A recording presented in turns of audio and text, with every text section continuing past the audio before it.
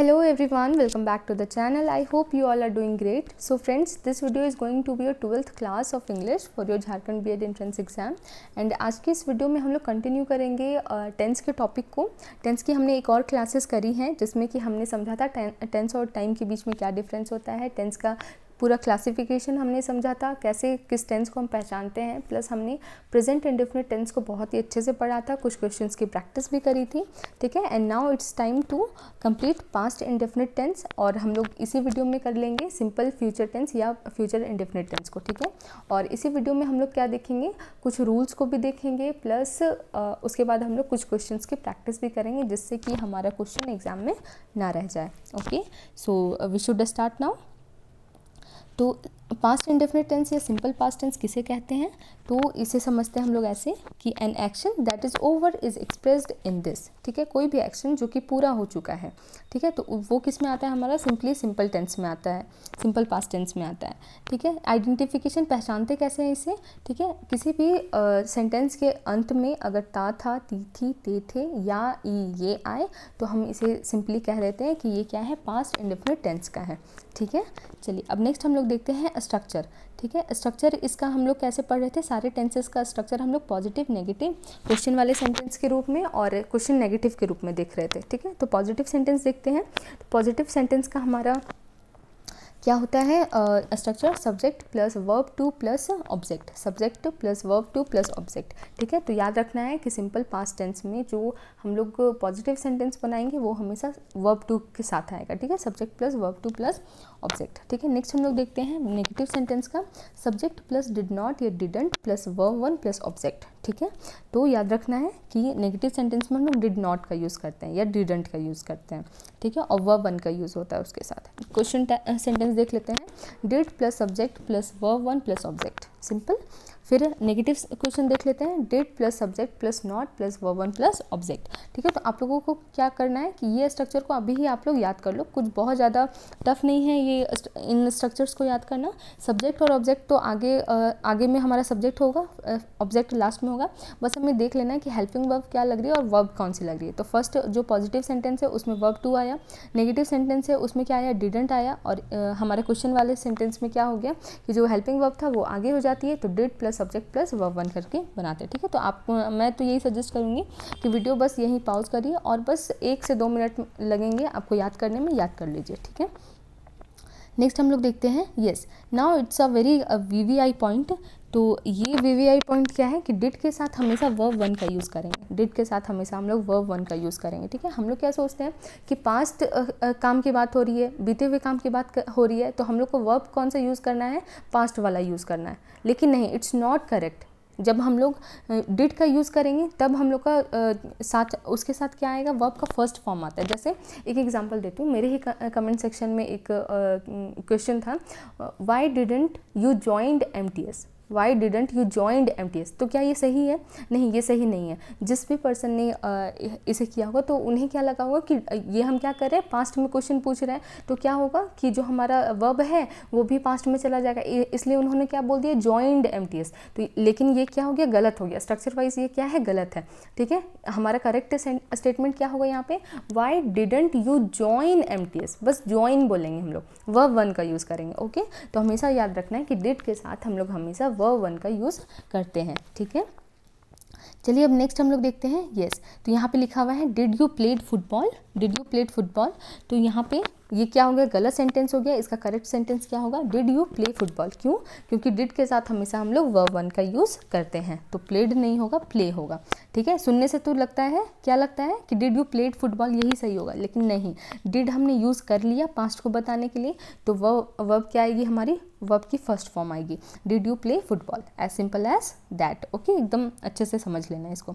और इसी पे बेस्ड हमारी क्या आती है, स्पॉट द एरर आएगी. आपको क्वेश्चन इसी तरह दे दिया जाएगा, डिड यू प्लेड फुटबॉल, तो उसमें हमें कैच करना होगा कि डिड का यूज़ हो रहा है, तो यहाँ पे वर्ब वन आएगा. तो ये जो प्लेड वाला पार्ट है वो क्या है, हमारा गलत है.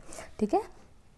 चलिए अब देखते हैं कुछ सेंटेंसेस देख लेते हैं। तो मैं आपको क्वेश्चन रीड कर दूंगी, आप लोगों को ही आंसर करना है, ठीक है। बताइए फर्स्ट का क्या होगा हमारा। ट्रांसलेशन बेसिकली है, तो टेंस हम लोग एग्जाम पर्सपेक्टिव से तो पढ़ ही रहे हैं और प्लस हम लोग जनरल वे में भी पढ़ ले रहे हैं ताकि हम लोगों को स्पोकन इंग्लिश या राइटिंग इंग्लिश में भी हेल्प हो, ठीक है। तो राम ने पत्र लिखा, तो इसका क्या बनेगा हमारा, राम रोट अ लेटर, ठीक है। राइट का जो वर्ब टू होता है वो क्या होता है, रोट होता है, तो Ram wrote a letter, Ram wrote a letter, ठीक है। नेक्स्ट देख लेते हैं, राम ने पत्र नहीं लिखा, तो Ram didn't write a letter, ठीक है। ध्यान रखना है डिडंट लगा रहे हैं तो राइट होगा ना कि रोट, ठीक है। तो Ram didn't write a letter. Next हम लोग देखते हैं, क्या राम ने पत्र लिखा, ठीक है। Did Ram write a letter, okay. Next देखते हैं, क्या राम ने पत्र नहीं लिखा, did Ram not write a letter, या फिर सिंपली बोल सकते हैं didn't Ram write a letter, ठीक है। तो हमेशा ध्यान रखना है कि डिड के साथ हमेशा वर्ब की फर्स्ट फॉर्म आएगी, ओके। नेक्स्ट देखते हैं, अब हम लोग हमने देखा सिंगुलर वाला सब्जेक्ट, ठीक है। यहाँ पे राम क्या था, सिंगुलर था।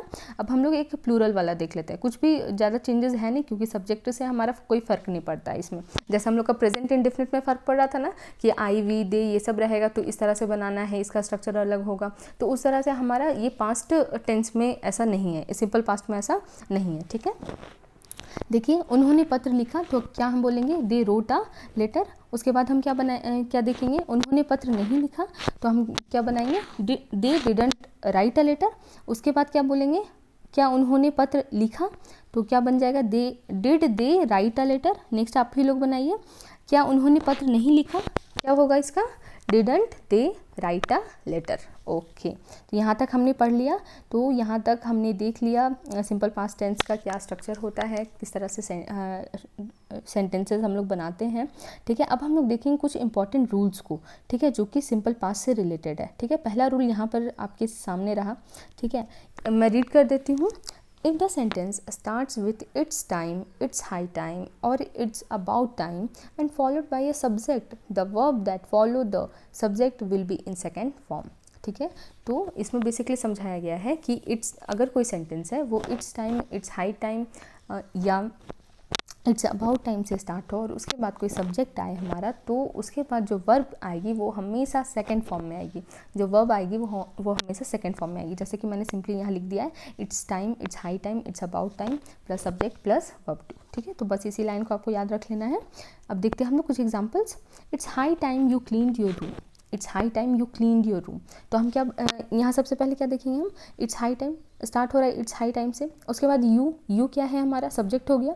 तो उसके बाद जो हमारा वर्ब का फॉर्म आ रहा है, क्लीन का जो फॉर्म आ रहा है वो क्या आ रहा है, वर्ब टू आ रहा है जो कि है cleaned. It's high time you cleaned your room, और इसका बेसिक हिंदी मीनिंग क्या हो गया कि बहुत दिन हुए तुम्हें रूम साफ़ किए हुए, ठीक है, okay. It's time we met, it's time we met, it's time से स्टार्ट हो रहा है, वी क्या हो गया हमारा, सब्जेक्ट हो गया। तो इसके बाद जो हमारा वर्ब आ रहा है वो मेट आ रहा है क्योंकि वो मीट का क्या है, वर्ब टू है, ओके। तो इट्स टाइम वी मेट कहने का मतलब है दिन हुए हमें मिले, ठीक है। नेक्स्ट हम लोग देख लेते हैं, it's high time I bought a new pair of jeans, ठीक है। सेम रूल यहाँ पर भी लग रहा है हमारा, it's high time I bought a new pair of jeans, okay. It's high time, फिर सब्जेक्ट आया, फिर हमने बाउट का यूज़ किया जो कि बाय का क्या है, सेकेंड फॉर्म है, ठीक है। अब यहाँ पे क्लियर हो गया। बहुत ही ईजी सा एक रूल था, इस पर क्वेश्चन पूछे जाते हैं, एसएससी में पूछे जाते हैं, आपके एग्जाम में भी पूछे जा सकते हैं, ठीक है।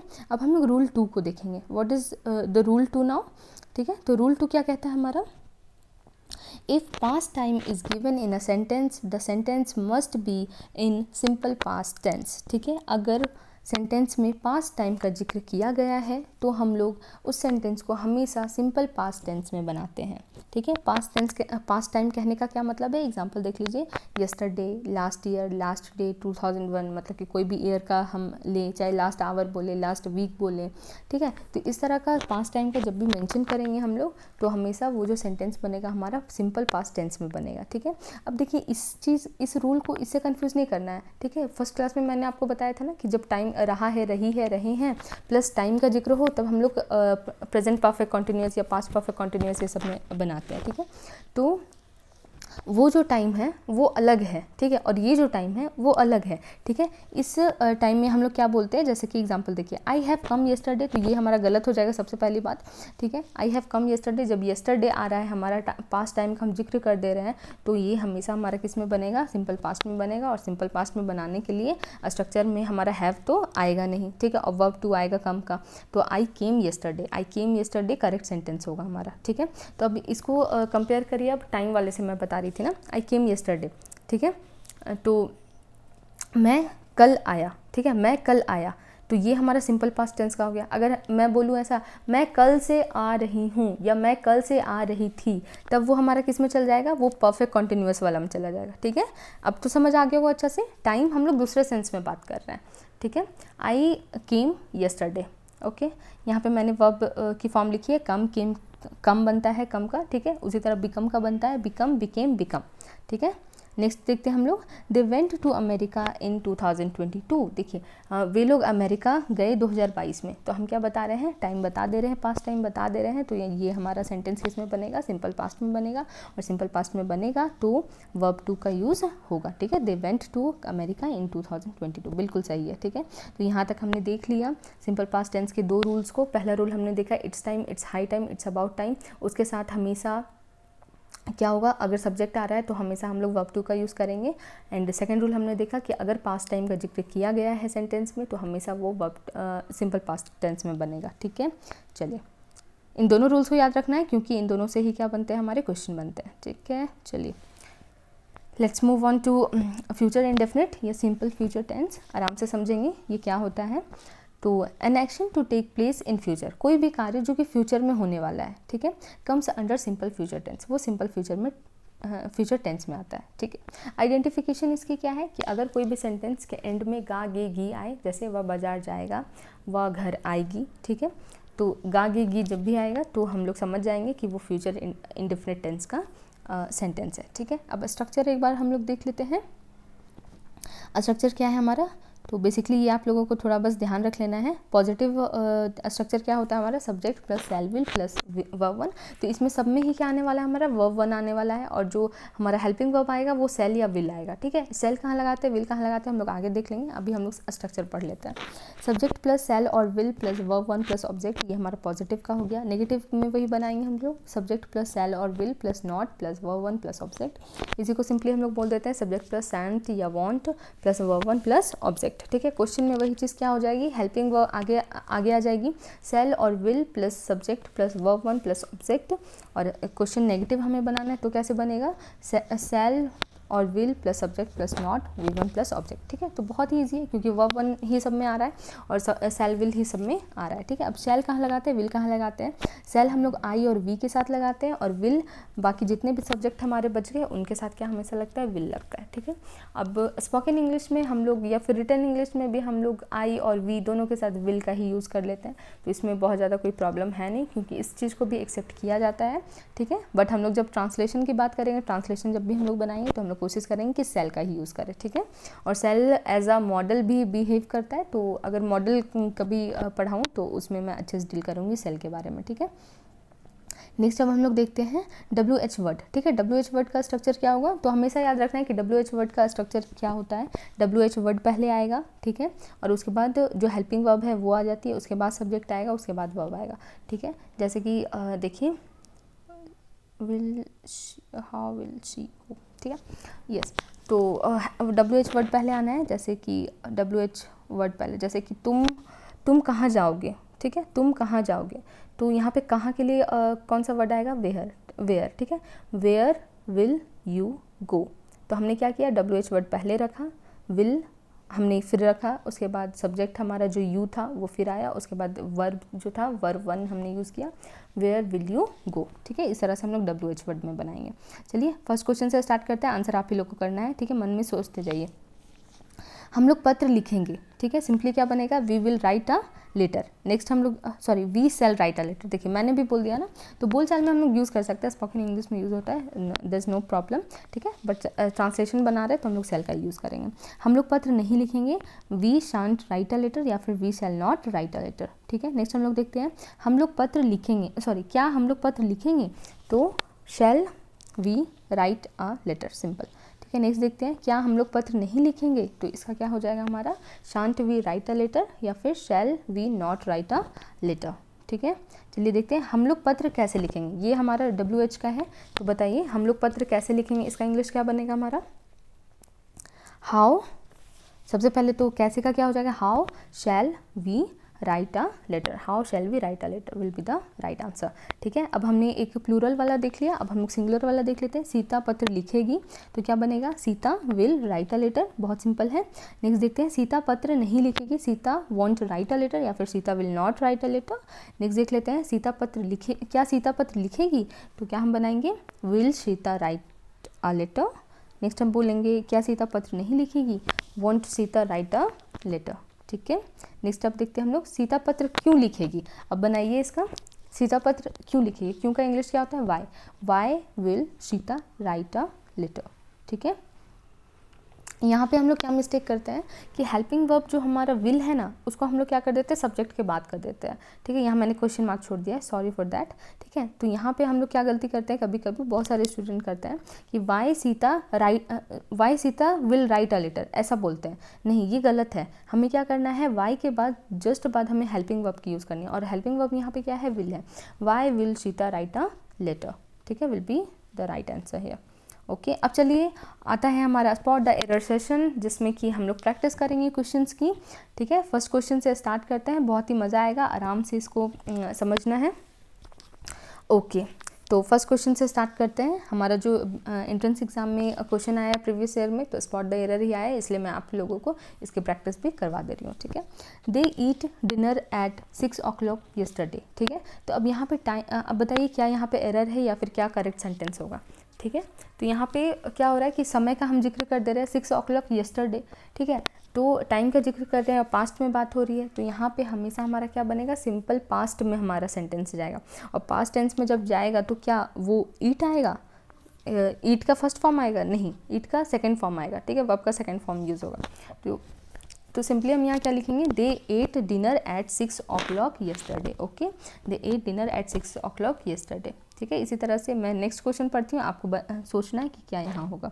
I not finished my homework last night. आप बताइए इसमें क्या गलत है, I not finished my homework last night. ठीक है, तो क्या हम लोग इस तरह से बनाते हैं क्या कि डायरेक्ट हम जो नेगेटिव सेंटेंस है वो हम लोग डायरेक्ट आई नॉट लगा के लिख रहे हैं, नहीं, हमें हेल्पिंग वर्ब की यूज़ करनी होगी। और हेल्पिंग वर्ब हमारा सिंपल पास्ट में क्या होता है, डिड होता है। तो क्या हम सेंटेंस बनाएंगे, I did not finish my homework last night. ठीक है, I did not finish my homework last night. और यही ध्यान रखना है कि आई डिड नॉट फिनिश्ड नहीं लिखना है, हमें क्या लिखना है, आई डिड नॉट फिनिश, क्योंकि डिड लग गया तो हमेशा वो वर्ब वन में हमारा वर्ब आएगा। ठीक है, तो I did not finish my homework last night. Next देखिए, डिड यू प्लेड क्रिकेट। बताइए क्या गलत है इसमें, डिड यू प्लेड क्रिकेट, तो यहाँ पे क्या होगा, प्लेड वर्ड का यूज़ नहीं होगा, did you play cricket, direct क्या होगा, did you play cricket. Okay, question mark फिर मैंने छोड़ दिया है। ठीक है, sorry for that. It's high time we have met. ठीक है, it's high time we have met. अब बताइए क्या गलत है इसमें, तो हमने क्या रूल पढ़ा था कि it's time, it's high time, it's about time से जब भी स्टार्ट होगा उसके बाद एक सब्जेक्ट आएगा, तो उसके बाद जो वर्ब की फॉर्म आएगी वो क्या होगी, वर्ब टू आएगी। लेकिन हम यहाँ क्या देख रहे हैं, वी हैव मेट लिखा हुआ है, तो ये क्या हो गया, गलत हो गया। करेक्ट सेंटेंस क्या हो जाएगा हमारा, it's high time we met, it's high time we met. ठीक है, नेक्स्ट हम लोग देखते हैं, it's about time we are living. It's about time we are living, क्या ये सही है, नहीं सही है। ठीक है, एक तो इट्स अबाउट टाइम से स्टार्ट हुआ, उसके बाद हमारा सब्जेक्ट वी भी आ गया, तो इसके बाद वाला जो भी हमारा आएगा वो किस में आएगा, हमारा सिंपल पास्ट में आएगा या वर्ब टू में आएगा। ठीक है, तो सिंपल हमें क्या बनाना है, it's about time we left. ठीक है, it's about time we left. Okay, next देखिए, सिंस द ट्रिप। ओके, यहाँ पे आप लोगों को बताना है ABC में से कौन सा गलत होगा। ठीक है, बताइए, 6 का आंसर आप लोगों को देना है। ठीक है, मैंने लिख दिया है क्या, वो मैंने लिख दिया, सो सॉरी। ठीक है, कोई बात नहीं। सिंस द ट्रिप होम, मन में आप लोग सोच लीजिए, since the trip home was expensive I did not went home. ठीक है, सिंस का हमने यूज़ पढ़ा था कि सिंस हम लोग रीज़न के लिए भी यूज़ करते हैं, तो यहाँ वो रीज़न दे रहा है। ठीक है, चूँकि जो ट्रिप थी ट्रिप होम थी वो बहुत एक्सपेंसिव थी, इसलिए मैं नहीं गया। ठीक है, तो यहाँ पे आप लोग क्लियरली देख सकते हो कि जो सी ऑप्शन है उसमें आई डिड नॉट वेंट लिखा हुआ है, जबकि हमने पढ़ा है कि डिड के साथ हमेशा हम लोग क्या यूज़ करते हैं, V1 का यूज़ करते हैं। तो I did not go home. ठीक है, आंसर क्या हो जाएगा, I did not go home. तो पूरा सेंटेंस यहाँ मैंने लिख रखा है। चलिए नेक्स्ट क्वेश्चन देखते हैं हम लोग। आई हैव पास्ड, ठीक है, ए है हमारा, और फिर उसके बाद द एग्जामिनेशन 2 years ago। ठीक है, तो आपको बताना है यहाँ पे क्या गलत है। तो यहाँ पे हम लोग क्या कर रहे हैं, पास्ट टाइम में हमारा क्वेश्चन है, और जो क्वेश्चन है उसमें पास्ट टाइम बताया हुआ है कि 2 साल पहले मैं एग्ज़ाम पास कर गई। तो हम क्या बनाएंगे, I passed the examination 2 years ago, ना कि I have passed. I have past हम नहीं बनाएंगे। ठीक है, ये प्रेजेंट परफेक्ट में चला गया, प्रेजेंट परफेक्ट में हमें नहीं रखना है। जब भी पास्ट टाइम का जिक्र हो तो हम आ जाएंगे सिंपल पास्ट में। ठीक है, तो ये हमारा सेंटेंस हो जाएगा, I passed the examination 2 years ago। ठीक है, नेक्स्ट हम लोग देखते हैं, my mother will gone to market. ठीक है, क्या ये सही है, बताइए। जब भी हम लोग फ्यूचर में बनाते हैं तो हमेशा वन आती है, तो my mother will go to market will be the correct answer है। ठीक है, सो यस, हमारा कंप्लीट हो गया प्रैक्टिस सेशन। 8 ही क्वेश्चंस मैंने रखे थे, क्योंकि इसमें ऑलमोस्ट आपके सारे रूल्स कवर हो चुके हैं। तो इन दिस वे हमने क्या करा कि आज सिंपल पास्ट टेंस और सिंपल फ्यूचर टेंस को अच्छे से कंप्लीट कर लिया, कुछ क्वेश्चंस की प्रैक्टिस भी कर ली। ठीक है, तो इसी तरह आपको पढ़ते रहना है।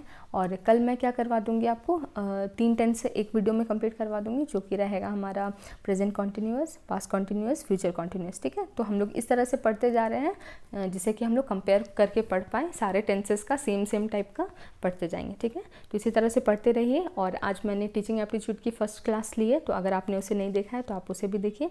एंड हिंदी की भी आज क्लास अपलोड होगी। और ठीक है, इसी तरह पढ़ते रहना है। Bye bye, take care.